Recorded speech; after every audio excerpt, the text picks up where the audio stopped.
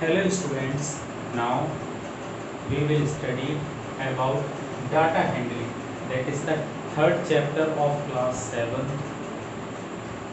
Now we studied about data handling. What is data handling? In this video we will conduct only the introduction of this topic. ठीक है, हम इस topic का क्या करेंगे, सिर्फ इंट्रोडक्शन लेंगे इसमें इस वीडियो में. ठीक है, अभी सबसे पहले हम ये वर्ड जो है डाटा हैंडलिंग, उसका मतलब समझते हैं. डाटा क्या होता है? Data handling the collection of data that is helpful to others. एक ऐसा डाटा जो कि दूसरों के लिए हेल्पफुल हो. ठीक है, that is called data handling, और इसको डाटा स्टोर भी बोला जाता है. ठीक है, ठीक है. डाटा अपन और भी तरीके से देख सकते हैं, जैसे क्लास स्टूडेंट्स मार्क्स लिस्ट, ये भी एक तरह का डाटा है. मैंने ये एग्जांपल्स में लिए हैं. where information of a students in a school, that is also a data. ठीक है, मैच स्कोर, ये भी एक तरह का डाटा है. ठीक है, ऐसे ही बहुत सारी चीजें हैं जिनके तरीके से हम इंफॉर्मेशन को कलेक्ट करते हैं. The collective information is called data. Handling का मतलब होता है उसको पेपरली क्या करना, पेपरली उनको क्या करना, स्टोर करना, ये शो करना, जो कि डाटा दूसरों के लिए क्या हो जाए, यूजफुल हो जाए. ठीक है, उसे क्या बोलते हैं, डाटा हैंडलिंग बोलते हैं. ठीक है, now we see our next topic.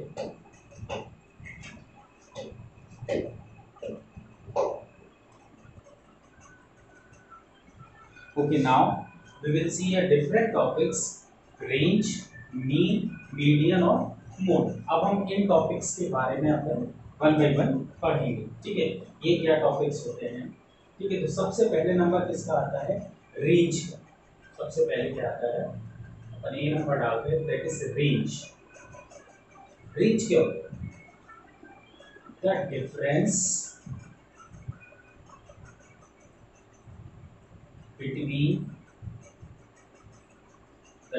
between highest observation and lowest observation, that is called range. ठीक है, अपन देखो एग्जांपल लेते हैं इसका.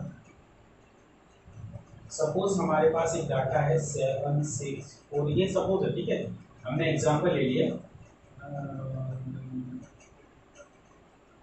ये हमारे पास कोई डाटा है. ठीक है, अभी हमें इसका क्या निकालना है, रेंज निकालना है. तो हम रेंज किस तरीके से निकालेंगे इसका, इसमें सबसे highest that that these all are for observations.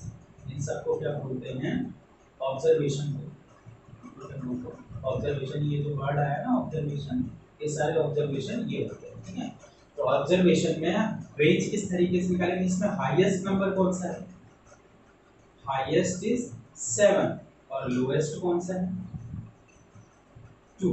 ठीक है, 7 माइनस 2 इक्वल्स टू 5. ये क्या होता है, 5 हो गया हमारा रेंज हो गया. 5 क्या होगा, रेंज. ठीक है, समझ में आया ना. तो ये एग्जांपल की तरह मैंने आपको ये समझा दिया. अब अपन नेक्स्ट टॉपिक देखते हैं.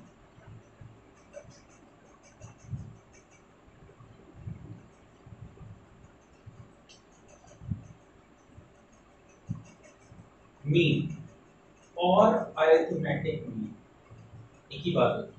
ठीक है, मीन और अरिथमेटिक मीन. अब मीन क्या होता है, सम ऑफ ऑब्जर्वेशन. ऑब्जर्वेशन तो पता है ना, मैंने अभी बताया, upon total number of observation, that is called mean और अरिथमेटिक. ठीक है, फॉर एग्जांपल हमारे पास एक डाटा है 2 4 2 6 5, ये ऑब्जर्वेशन है. These all are called observations. अब देखिए किस तरीके से मीन निकालेंगे, ध्यान ध्यान रखना. सबसे पहले ये ऑब्जर्वेशन का क्या लिखा है, sum of observation. These all are called observations, इनका सम 4 2 6 6 5 अपॉन वन। अब इनकी total number of observation, total number क्या होता है 1 2 3 4 5, इनकी काउंटिंग अगर ज्यादा होते तो फिर ज्यादा, ठीक है 5। m equals to 4 to 6, 6 to 8, 8 6 14, 14 और 5 कितना हो गया 14 और 5 9, दैट इज 19। और अगर रिड्यूस नहीं हो रहा है तो आप डेसिमल में कन्वर्ट कर सकते हैं, ठीक है। अपन इसको डेसिमल में कन्वर्ट करेंगे 3.4 समथिंग कुछ है, ठीक है। तो नॉर्मल नंबर आएगा तो नॉर्मल निकाल सकते हैं, दैट इज अवर मीन। ये क्या हो गया हमारा इसका मीन हो गया, okay. Pause the video to note it down.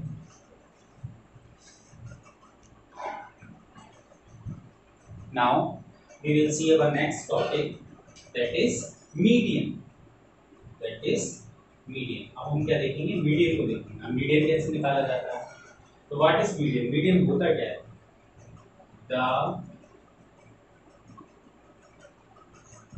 Middle term या middle observation, the middle term of an observation, किसी भी ऑब्जर्वेशन का मिडिल टर्म। अब देखिए ध्यान से देखिए किस तरीके से मिडिल टर्म किया आपने। मिडिल टर्म कैसा होगा, सपोज फॉर एग्जांपल हमारे पास एक ऑब्जर्वेशन है, ये ऑब्जर्वेशन, ठीक है। अब हमें इसका मीडियन निकालना है, तो ऐसे नहीं करना है कि डायरेक्टली हमने देखिए ये बीच में आ रहा है, नहीं ऐसा नहीं।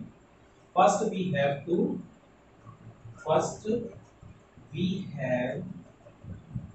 अरेंज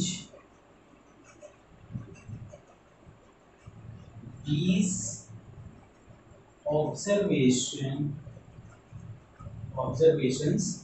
into ascending और डिसेंडिंग ऑर्डर, ठीक है।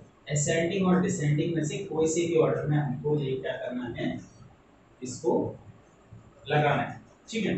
तो सबसे पहले हम इसको असेंडिंग ऑर्डर में लगाएंगे। नाउ असेंडिंग में लगाते हैं 2 3 4 5 एंड 7। अब ध्यान से देखना इसकी फॉर्मूले लिखो, ठीक है। फॉर्मूले मीडियन में ही सिर्फ फॉर्मूला लगाते हैं, ठीक है। इसके तो डिफरेंट फॉर्मूले होते हैं, ऑड एंड इवन, ये आपको आगे भी काम आएगा, ठीक है। दो फॉर्मेशन। अब ऑड इवन कैसे, अगर if observations counting is even, अगर ऑब्जर्वेशन काउंटिंग में कितने हैं इवन नंबर है 1 2 3 4 5, 5 है तो 5 तो ऑड नंबर होता है। तो अगर इवन होता है तो हम मीडियन का फॉर्मूला लगाते हैं n/2, n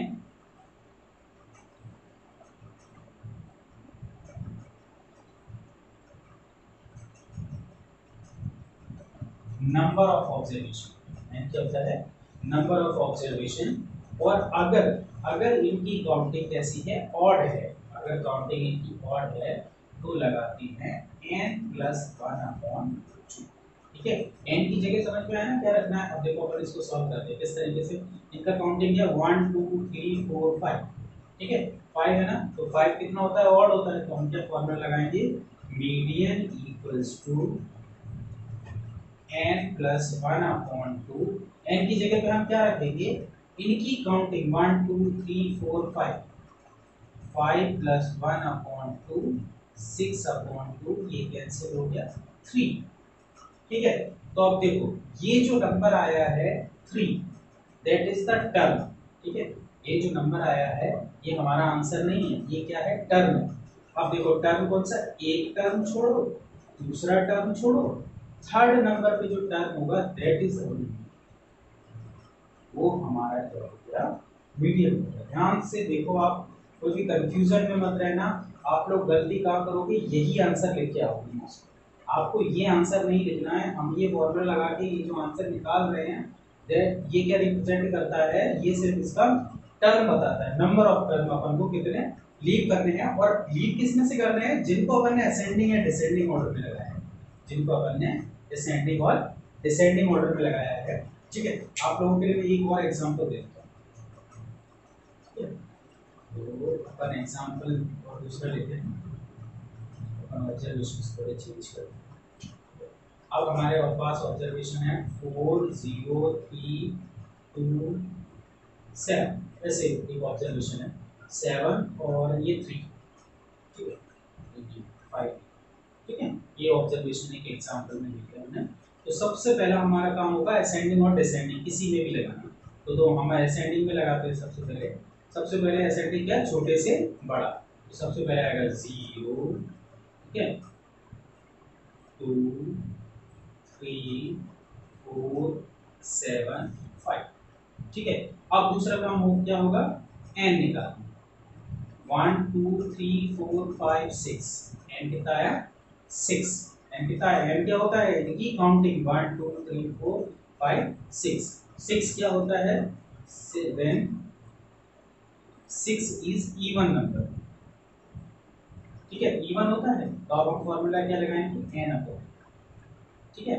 अभी n की जगह हमने क्या पुट किया 6/2, ये कैंसिल हो गया, आंसर क्या आएगा 3। ये हमारा क्या आ गया, टर्म आ गया।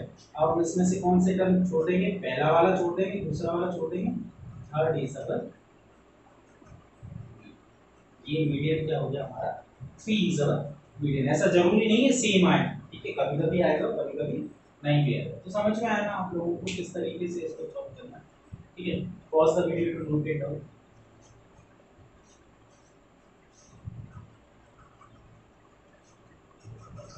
Now we see our next topic, mode.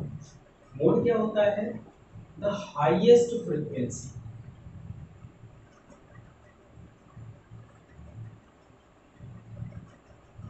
अब देखिए हाईएस्ट फ्रीक्वेंसी कैसे, ठीक है। सपोज हमारे पास ऑब्जर्वेशन है फॉर एग्जांपल 2 4 6 8 4 2 6 5 3, ये एक ऑब्जर्वेशन, ठीक है, फॉर एग्जांपल है। आप इसको असेंडिंग डिसेंडिंग में लगाओ, अरेंज करो या नहीं करो, उससे कोई फर्क नहीं पड़ता है, ठीक है। हाईएस्ट फ्रीक्वेंसी का मतलब होता है कोई सा भी एक नंबर ज्यादा बार आया हो, ज्यादा बार आया हो, ठीक है। सबसे पहले अपन 2 को देखते हैं, 2 1 टाइम है, 2 टाइम है, 3 टाइम, ठीक है। तो 2 कितनी बार है, 3 टाइम्स। 4 कितनी बार है, 1 2 बस 2 times.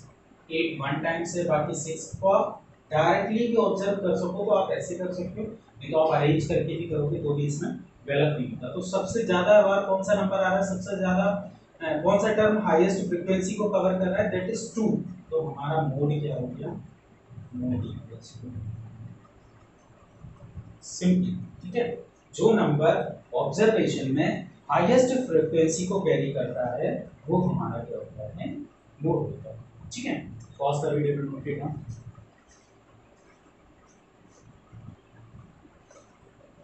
Now we will see our next topic, that is bar graph, ठीक है।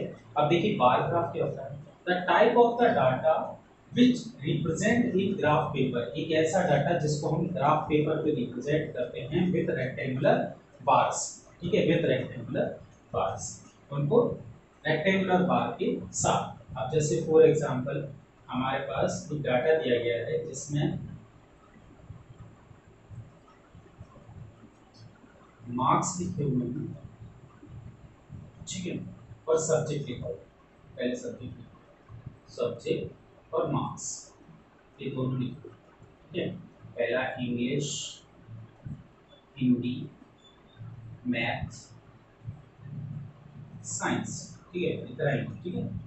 सपोज 7 5 8 6, मार्क्स कितने आए, किसी में 7, किसी में 5, किसी में 8 और किसी में 6। मतलब इंग्लिश में 7, हिंदी में 5 और मैथ में 8 और साइंस में कितने हैं 6, ठीक है। अब हमें इसका बार ग्राफ ड्रॉ करना है। सबसे पहला हमारा काम होता है दो एक्सिस को ड्रॉ करना, ठीक है। जो हॉरिजॉन्टल जाती है इस तरीके में, उसको बोलते हैं X axis, horizontal line of in graph paper that is called X axis. और जो वर्टिकल जाती है, vertical line that is called Y axis, ठीक है, that is called Y axis.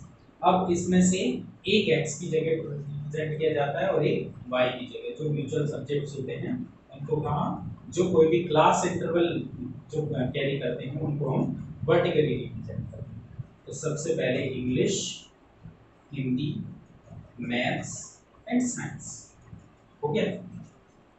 अब हमने इसमें क्लास इंटरवल ले लिया 1 centimetre, 1 centimetre equals to 1 marks. अब देखिए इसका मतलब क्या हुआ, ग्राफ पेपर पे छोटे छोटे ब्लॉक्स बने होते हैं, वो ब्लॉक 1 सेंटीमीटर का होता है, ऐसे में भी और ऐसे में, ठीक है। तो 1 सेंटीमीटर को हम 1 मार्क्स मान रहे हैं, ये हमारी स्केल हो गई, दैट इज कॉल्ड स्केल। सब लोग बोलते हैं स्केल क्या होती है, स्केल क्या होती है, ये होती है स्केल, ठीक है। ग्राफ पेपर पे जब आप करोगे ना तो अच्छे से समझ में आएगा। तो हमने 1 सेंटीमीटर इक्वल्स टू 1 दे, तो ऊपर और नीचे वाले नंबर्स में डिफरेंस कितने का होगा, सिर्फ 1 का। 2 3 4 5 6 7 8, ठीक है। इंग्लिश में कितने मार्क्स हैं, 7, तो इंग्लिश में है 7 मार्क्स, ये बात है, ठीक है, ये बात है। हिंदी में कितने मार्क्स हैं, 5, तो 5 काम कर देगा, ठीक है। अभी मैथ में कितने मार्क्स हैं, 8, तो आप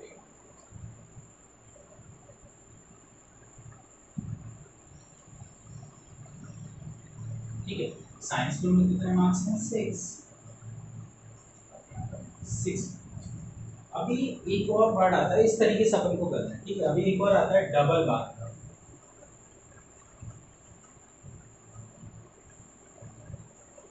उस कंडीशन में क्या होता है, ये जो मार्क्स होते हैं ये हमें डबल टाइम्स गिवन होते हैं। एक बार सेक्शन ए के दिए गए, जैसे एक बार सेक्शन बी के दिए गए। अभी यहाँ पे दिया होगा सपोज 6 8 5 2 ऐसे दिया गया, ठीक है। ये क्लास, ये है क्लास 7 ए सेक्शन के, और ये क्लास 7 बी सेक्शन, या पर्टिकुलर किसी भी स्टूडेंट का नाम ले लो, ठीक है। तो हमें उनका ग्राफ बनाना है। अब देखिए इसका ग्राफ बनाना है, तो हम इसको इंग्लिश में कितने मार्क्स है, 6, तो हम यहाँ पर 6 सर्च करेंगे, 6 ये इंग्लिश में, ये इसी में इंक्लूड कर दो। इसको डिफरेंट करने के लिए हमने क्या कर दिया, शेड कर दिया इसको, ठीक है, ये शेड। दूसरे बार में कितना है, 8, तो अब हमने इसी लाइन को आगे ऊपर इंक्रीज कर दिया और ये नीचे तक ले गए। ये हमारा क्या हो गया, डबल बार ग्राफ तैयार हो गया, ठीक है। अभी इसमें कितना है, 5, तो ये 5 हो गया, यहाँ पर हमने एक लाइन डाल दी, इसको हमने सेव कर दिया, ठीक है। अभी इसमें साइंस में इसमें है 2, कहाँ पर है, और इसको सेव कर। तो ये इस तरीके से हमारा ये डबल बार ग्राफ बन गया। डबल बार ग्राफ में क्या होता है, डबल बार्स होते हैं विद डिफरेंट रिप्रेजेंटेशंस, ठीक है। देखिए डिफरेंट रिप्रेजेंटेशन का मतलब होता है एक बार दूसरा और एक बार दूसरा। इससे क्या समझ के आप है ना, आप ऐसे भी कर सकते हो और आप डिफरेंट पेन से भी कर सकते हो, इसको दूसरे पेन से करते हो, इसको दूसरे पेन से, तो समझ में आना चाहिए, ठीक है। आपको हर एक ग्राफ पे स्केल लिखना जरूरी होता है। विदाउट स्केल ग्राफ क्या होता है, रिप्रेजेंट नहीं कर सकते, क्योंकि वो ग्राफ को समझने के लिए एक स्केल की जरूरत होती है, ठीक है। वो स्केल जब आप लिखोगे तभी ग्राफ चेक होता है और पता चलता है कि हमें इसके अकॉर्डिंग, इस स्केल के अकॉर्डिंग इस ग्राफ को चेक करना है, ठीक है। आई होप आप लोगों को समझ में आया होगा। बहुत सा वीडियो में नोट करता हूँ।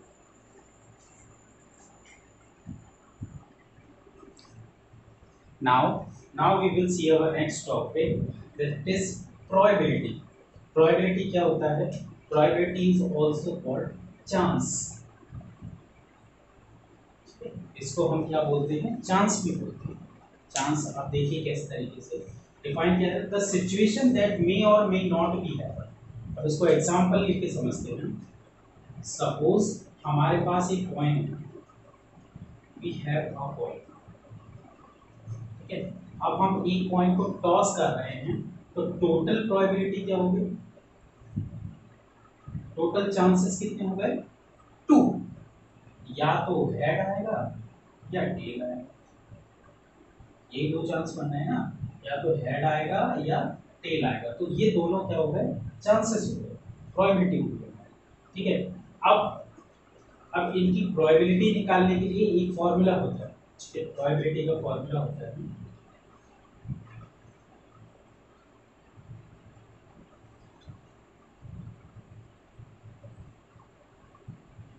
प्रोबेबिलिटी देखिए, number of favorable outcomes upon total number of outcomes. अब देखो फेवरेबल आउटकम्स क्या होता है, और पहले आप एक वर्ड समझिए फेवरेबल आउटकम्स ये क्या होता है। सपोज क्वेश्चन में हमसे पूछा गया find the probability to getting a head, ये जो हेड है ये हमारा फेवरेबल आउटकम्स है, एफ फेवरेबल आउटकम्स है, जिसके बारे में पूछा जाता है वही हमारा क्या होता है, फेवरेबल आउटकम्स होते हैं। ये एक भी हो सकता है, दो भी हो सकते हैं, चार भी हो सकते हैं, ठीक है। तो अभी ये पॉइंट एक ही बार टॉस करा जा रहा है, तो सिर्फ दो ही चांसेस बनेंगे, तो टोटल चांसेस कितने हो गए, टू। जो टोटल चांसेस होंगे वो कहाँ लेके जाएंगे, डिनोमिनेटर की जगह पे। नंबर ऑफ फेवरेबल आउटकम्स है, हेड का पूछ रहा है, हेड कितने टाइम्स है, वन क्या पूछ रहा है ना, तो ये प्रोबेबिलिटी बनती है वन, इसकी प्रोबेबिलिटी क्या हो गई, वन, ठीक है। तो इस तरीके से हमें इनको सॉल्व करना है। बाकी जो आपके इस चैप्टर में जितने भी क्वेश्चंस हैं वो इसी इंट्रोडक्शन के बेस पर चारों तरफ रिवॉल्व होंगे। जिस तरीके से मैंने ये आपको एक एक टॉपिक क्लियर किया है, एग्जांपल देके आपको समझाया है, आई होप आप लोगों को बहुत अच्छे से समझ में आया होगा, ठीक है। बाकी आप लोगों को कोई दिक्कत होती है तो आप can ask me on comment, ठीक है। तो आप कमेंट के जरिए मुझसे पूछ सकते हैं। बाकी मुझे नहीं लगता कोई टॉपिक इसमें बचा होगा, ठीक है। आई होप आप लोगों को अच्छे तरीके से आप लोग इनको सॉल्व कीजिए, ठीक है। सबसे एक मेन इंपॉर्टेंट बात मुझे आपको ये बता दीजिए कि आप लोग फेयर कॉपी जो नोटबुक कंप्लीट कर रहे हैं, ठीक है, तो उस नोटबुक में आपको क्या क्या कंप्लीट करना है वो भी मैं बता देता हूँ, उसमें इंफॉर्मेशन दे देता हूँ आपको। कंप्लीट क्या करना है, उसमें जितने भी एग्जाम्पल्स हैं वो भी आपको कॉपी में नोट डाउन करने हैं, ठीक है। फिर एक्सरसाइज के क्वेश्चंस को आपको करने ही करने हैं, साथ में आपको क्या करना है कि जो भी एग्जाम्पल्स हैं वो भी आपको इसमें फेयर कॉपी में करना है, ठीक है। और जो हॉलीडे होमवर्क आपको मिला हुआ है उस हॉलीडे होमवर्क में क्या करना है, आप लोगों को एक अलग कॉपी बनाना है। उस अलग कॉपी में आप सब्जेक्ट डालिए, एक ही कॉपी बनाइए, सब्जेक्ट डालिए, और उसमें आप एक रफ कॉपी भी बना सकते हैं, सब नहीं, उसमें आप सब्जेक्ट डालिए, होमवर्क कीजिए पूरा। जब कवर अप हो जाए, पूरा कंप्लीट हो जाए, तो आप उसको दो तीन पेज और पीछे छोड़ के आप दूसरा सब्जेक्ट डाल लीजिए, उसमें सारा आप एक होमवर्क कॉपी बना लीजिए, ठीक है, इंडिविजुअल, ठीक है। Thank you.